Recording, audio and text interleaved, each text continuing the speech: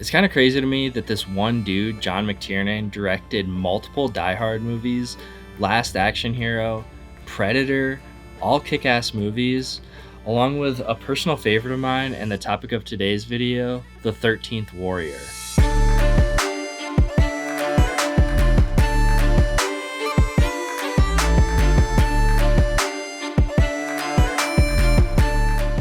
I've been a big fan of this movie since I was a wee lad, and I think it's highly underrated. The 13th Warrior bombed hard at the box office though, and was arguably the beginning of McTiernan's downfall in Hollywood. Is The 13th Warrior a perfect movie? No. Does it reach the same heights as Die Hard and Predator? Definitely not. But I do think it's a hell of a good action movie with some great characters and a lot of heart.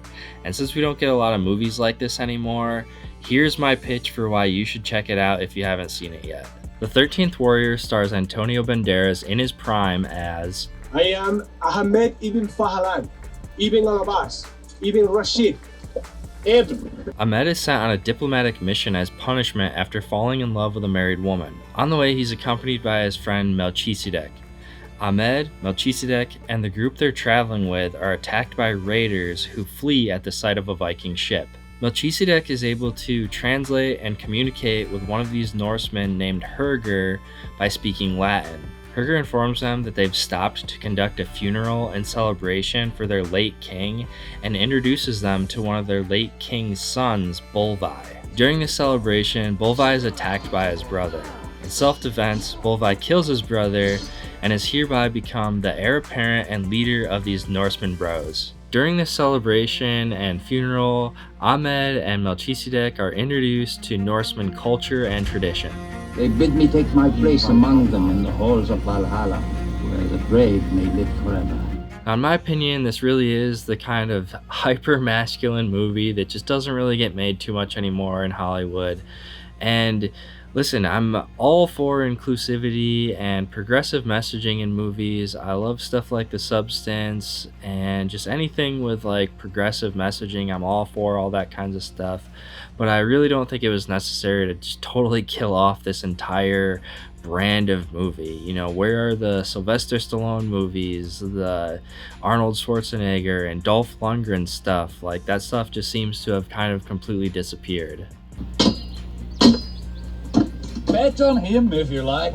The day after the funeral, a young prince comes to speak with Bolvi at the behest of his father, King Hrothgar in the north. Now, a wise woman known as the Angel of Death is consulted, and she informs Bolvi and his men that their efforts to aid the kingdom in the north will only be successful if 13 warriors are sent to help, and the 13th warrior must not be a Norseman. So it appears our boy Ahmed has been fated to join the Norsemen on their quest. I think one of the most interesting things about this movie is the relationship that Ahmed and the Norsemen are able to form.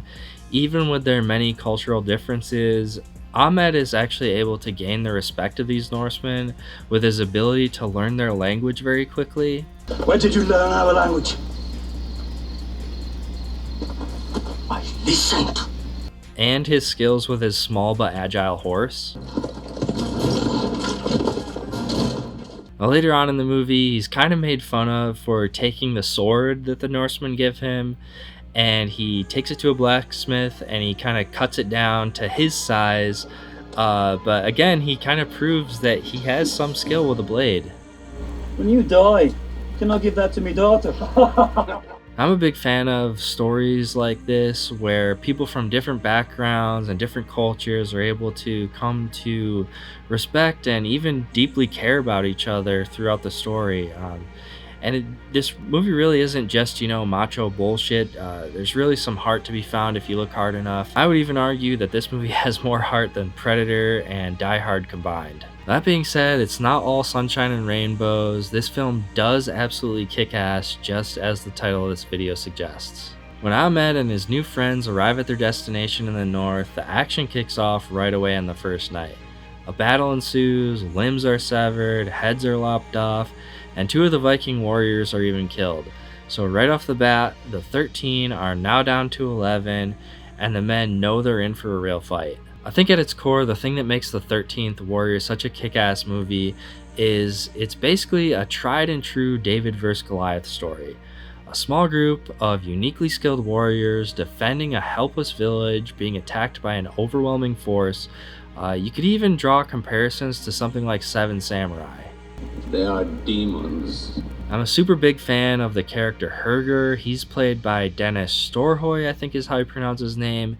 His character brings some much needed levity and comedic relief, but it never feels overwhelming or out of place. A little later on in the film, our band of Norseman brothers go on the offensive in this sort of stealthy mission to take out a leader of these mysterious attackers.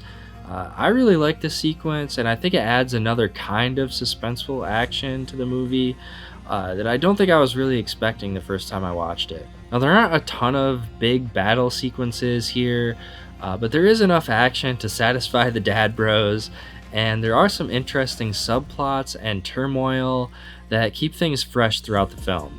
I really don't want to spoil any more of the movie for anybody who hasn't seen it, but I would be remiss if I didn't at least mention a cool fact about the movie is it's actually based on a book called Eaters of the Dead written by Michael Crichton. If you don't know who that is, he's the author of Jurassic Park and Twister and Congo.